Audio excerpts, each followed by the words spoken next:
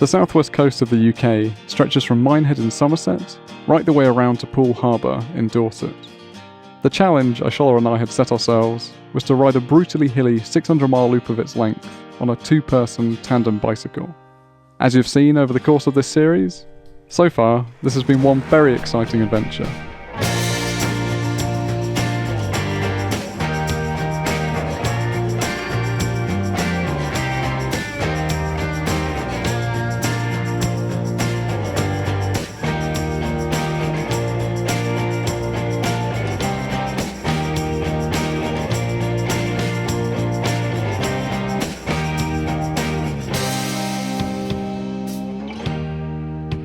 We now had just 100 miles to go until we reached Poole, the southwest coast finish marker and the end point to our ride. I really hope you've been entertained throughout this series, watching us tootle around the British coastline, and that you'll enjoy watching this final episode of our final few days riding around the southwest coast of the UK on a bicycle built for two.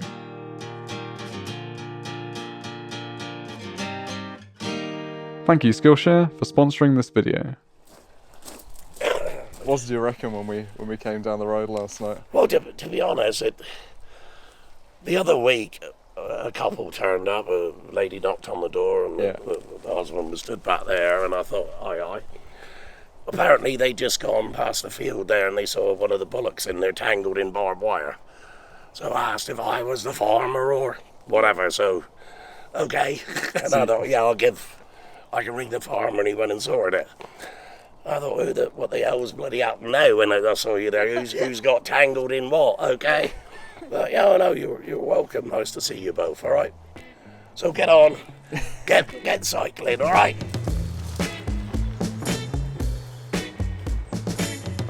The ride back along the river was a pleasant one. Unlike the day before, where we just kept our heads down and pedalled.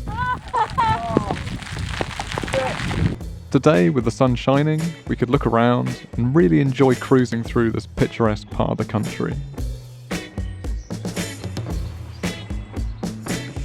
And we are back. All we had to do now was catch the ferry to Exmouth, and we'd be back on our way, making progress along the coast. But before we could do that, there was one small obstacle in our way. So he's got the bike up there.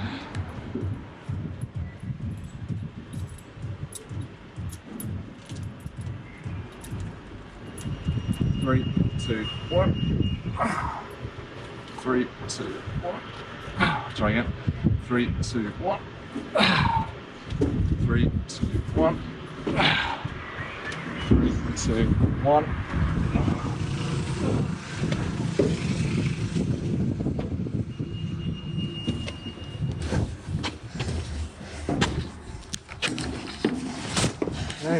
Thank you. Thank you very much, thank you. He was nice, wasn't he? Yeah. God, that was a real struggle actually. Triumphant that we made it over the railway, we strolled down the dock, relieved to see the Star-Crossed ferry moored up, ready to make its first crossing of the day.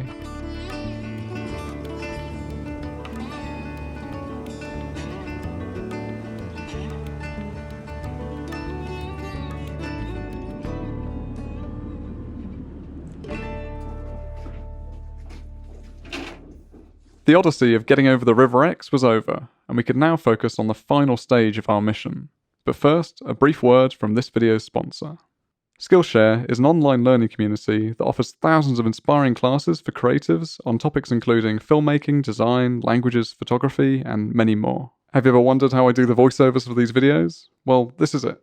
I sit myself in a quiet room, get my mouth pretty close to the microphone, tether the mic to the computer, and then I just record.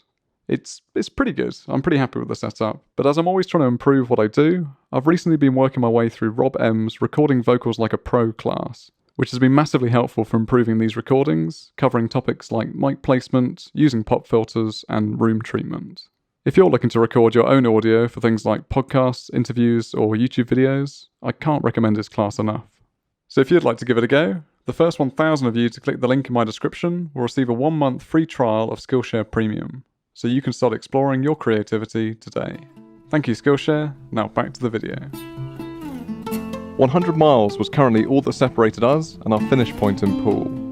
We were tired, but also motivated to complete the journey. So we got back on the bike, put our heads down, and began pushing out the final miles.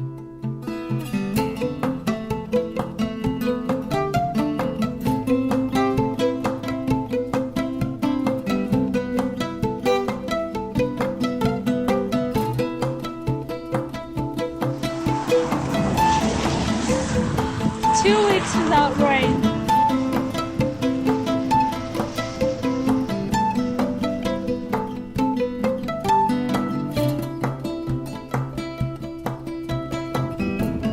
Wow, beautiful.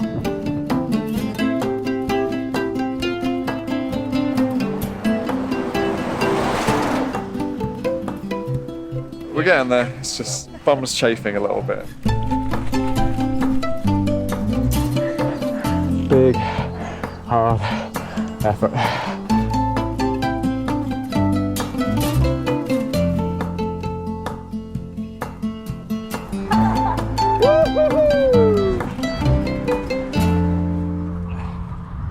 We're making pretty good progress today, haven't we? Yeah. We're just coming into Weymouth, which is quite exciting. But we're both quite tired. I think, yeah, all the miles we've done is sort of catching up with us now. We arrived at Weymouth seafront and were immediately struck by the eerie sight of half a dozen gigantic cruise ships moored up in the bay. The pandemic had caused the cruising industry to totally shut down, which had left these boats completely idle, looking like huge floating office blocks parked up along the Dorset coastline. While sitting there, admiring these ships and enjoying the final rays of sunlight, I realised that the last time that I was here was when I was just 19, about to set off on the biggest adventure of my life. So, do you see that pier out there? Yeah. That's where I left the UK Oh, wow. on the ferry to France. That was the last point of contact to the UK for about 3.5 years. So you left from Weymouth? I went from here, yeah, literally that pier over there, that's where I left from. Oh, wow. Yeah. I think that's the last time I was actually in Weymouth, actually. Yeah. Was when I left on the unicycle trip. Yeah, I cycled from home 30 miles down here in the day. Oh, wow. And then took the ferry across. It was a little ferry. They don't run it anymore, I don't think. Yeah. It was, Weymouth to St Malo in France. Boat pulled away and waved Weymouth goodbye in the UK. It was fun to be back in Weymouth, this time not alone and on a completely different form of transportation. But I couldn't reminisce for too long, because with the sun pretty much set, it was important that we got moving again and found somewhere to camp before losing the light completely.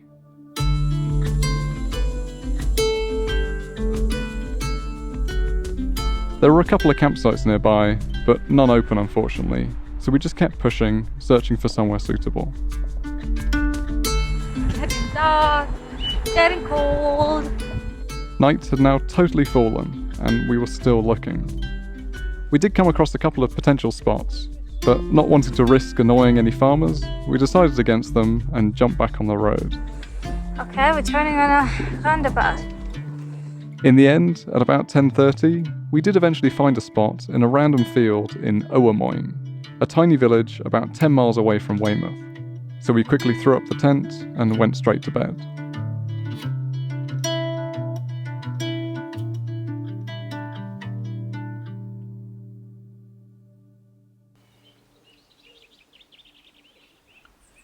So the good news is that we're about 24 miles off our end point, just below Poole, at the southwest coast path end marker.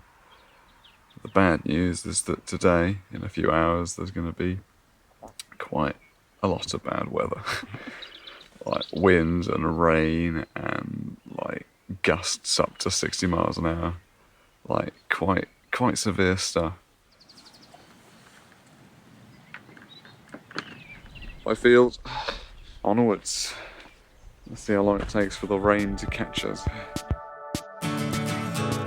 So the final day of the mission was upon us, and we'd entered a race against the weather.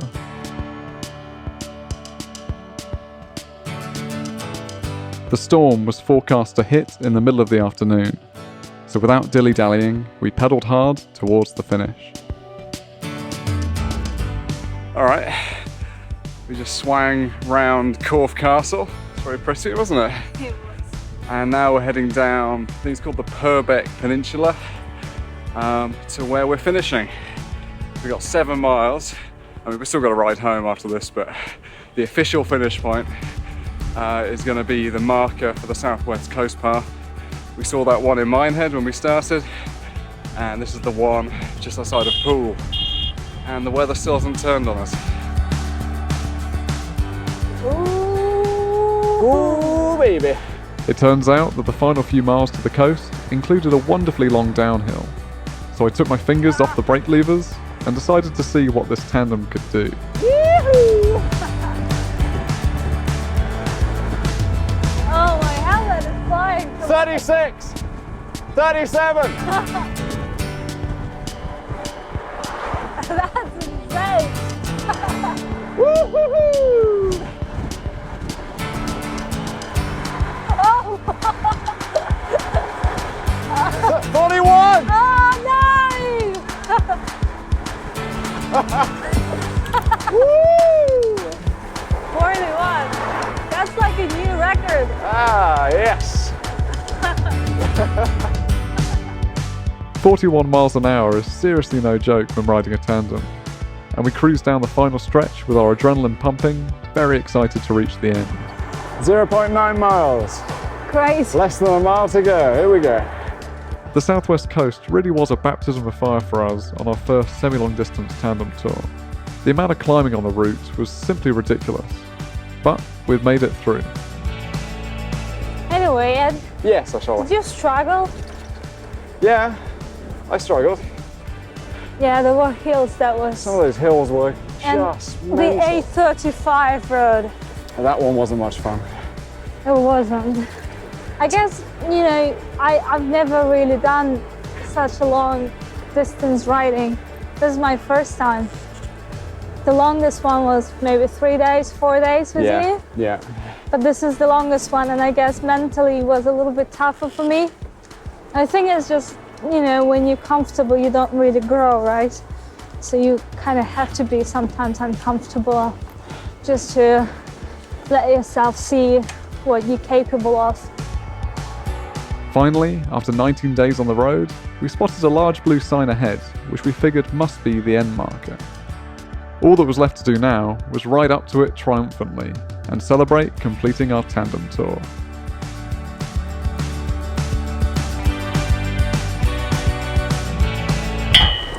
Shit. Oh, there we are. Well done. I think I might have busted this. Woo! Scoot it. There we go. Oh, well done. Right, shit. Should we get to the ferry? Yes. My God. And with that less than graceful arrival, we'd made it to the finish, and it felt pretty good. But of course, this wasn't quite the end of our journey, because we still needed to ride home. With the clouds around us getting darker, we decided that riding home would be a consideration for the next day, because currently, our focus was on finding somewhere to escape the elements. We caught the car ferry across the water to Sandbanks. Cheers, thank you. Then made the short ride into Poole city centre. 10, 11, 12, 13 buses. More! More! More! More and more! Okay. With the weather still deteriorating, Look at the clouds, Ed. Look at the clouds. and neither of us particularly keen to wild camp, we decided to treat ourselves to an Airbnb that night. And we were very glad we did, because just as soon as we'd brought everything inside, the clouds opened up and it absolutely chucked it down. I'm actually so happy that we're not out there tonight looking for somewhere to camp. My goodness.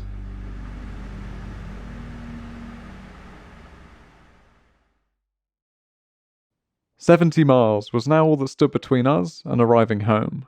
So far on this trip, the longest we'd ridden in a day was just 45 miles.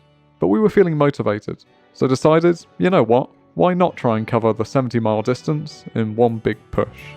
So we packed up the panniers, jumped on the bike, and began our attempt to ride home in a single day.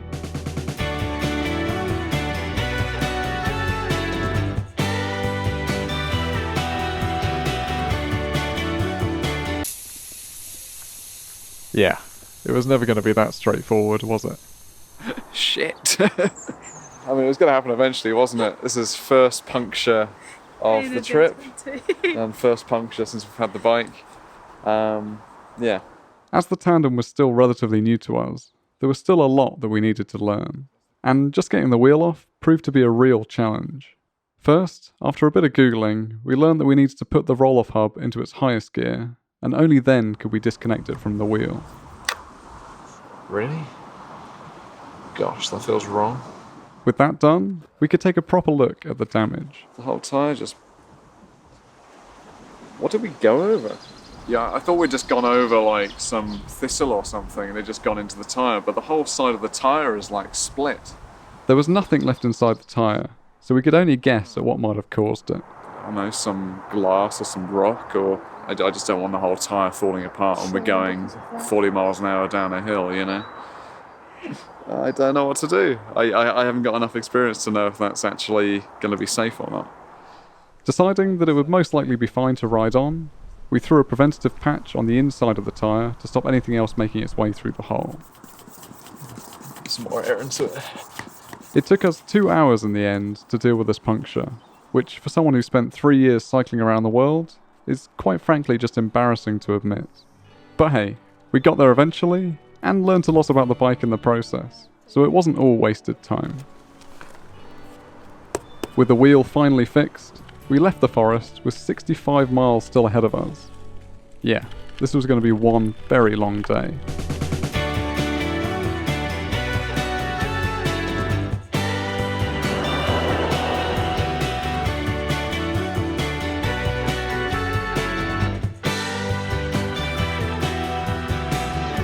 Yeah, we had a bit of a slow morning, but we're picking it up now. The stupid headwind is really slowing us down, but we're getting there, aren't we? Yeah. We're 46 miles from home. It is 5 o'clock basically. I don't know. I feel like we're both kind of keen just to push on home, aren't we? Yep. So maybe we'll do that. We'll see. We might push through the night, but yeah, if we do, it'll be a late one. My estimate is that we'll be home at between 12 and 1.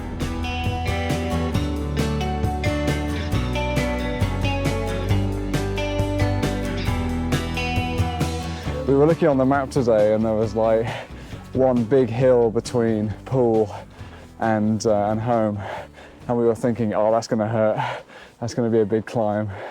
Actually, we've barely felt it, have we? Our legs have got so used to the coastal hills, the hell that is the southwest coast, that yeah, we barely noticed it. Oh my. But you're still out of breath though. No, I was just, it's a breathing technique. It's Like, you do it to re-energize. We've got around 20 miles there. 20 miles and it's 8 o'clock. So I reckon we'll be home just after 10 maybe, if we keep moving.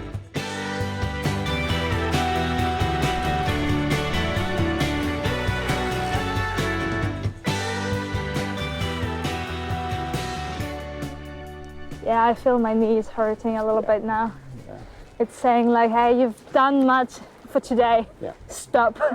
Yeah, I suspect tomorrow you'll feel pains which you didn't know you had. Yeah. Your body's just like, okay, don't need to work anymore. We can just chill out. It's all mental thing, is it? It's a very mental thing, yeah. For the second time on this trip, we found ourselves pedalling into the night. But this time, instead of searching for some random field to stealth camp in, we had a very definite destination in mind. I just want to get home. Me too. I just want to get home. It's been a good trip. Want to get food. But it'd be nice just to put an end to the riding for a little while. Yeah, food's a good idea. And just after 10:30, we turned the last corner and could finally see home. We've done very well. We came. Oh, Already there. yeah.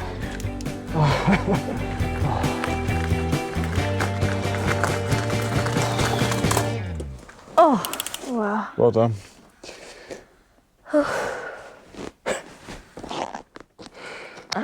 0 miles. 0 miles to go. So that was it. Aishola and I had made it back, and our 600-mile loop around the southwest coast of the UK was complete. While this expedition perhaps wasn't as long or as grueling as others I've tackled in the past, it felt just as meaningful, because we'd planned and executed this one together. You ready? Yeah. Okay, 3, 2, 1, let's go.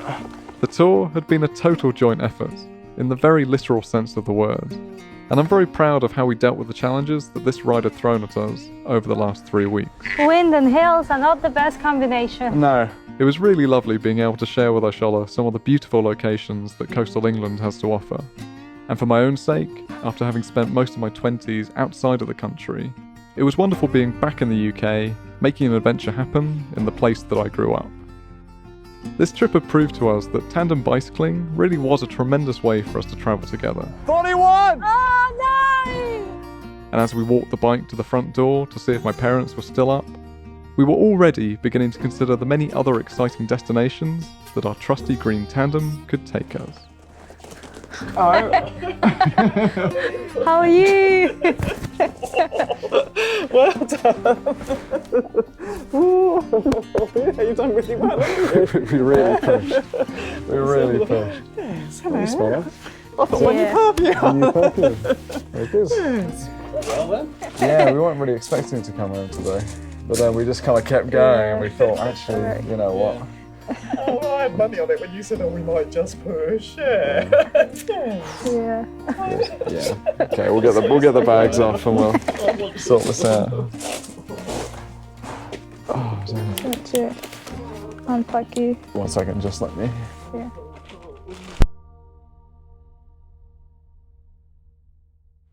Congratulations! You watched the final episode of us cycling England's Hilliest Coastline. I hope you liked it, enjoyed it, and maybe you got inspired to start your adventure. I have to say it wasn't the easiest road, but it definitely made us stronger. And now sending greetings to you from Vineyard in Georgia and thanking all the people that are supporting us. So, thank you this is my bit apparently. Thank you very much to everyone who's supporting on the 30 on Patreon and everyone who's supporting on Patreon in general, and just to anyone who watched this series on YouTube anyway. We appreciate it very much. I'm falling over. But a big thank you to the 30 supporters, and they are Alistair Duran, Almas Kennis, Brad Allen Armstrong, Brett St Pierre, Buzz Covington, Christopher Janssens, Cosmic Disaster, Craig Piper, Damon Walker, David Tobin, Elijah Lejander, Geert de Nevire, Gary Hall, Joachim Johansson, Jordan Pilling, Joseph and Rebecca Chivers, Mark Paris, Michael Wolfendale, Neil Brooks, Philip Merritt, Seymour Butts, Sharon Chong, Stephen Jones, Tony and Kiki, Warren Snyder and Wolfie. Thank you for watching this whole series, and we'll see you next time for some more cycle touring related content. Yeah. Bye bye. Bye bye.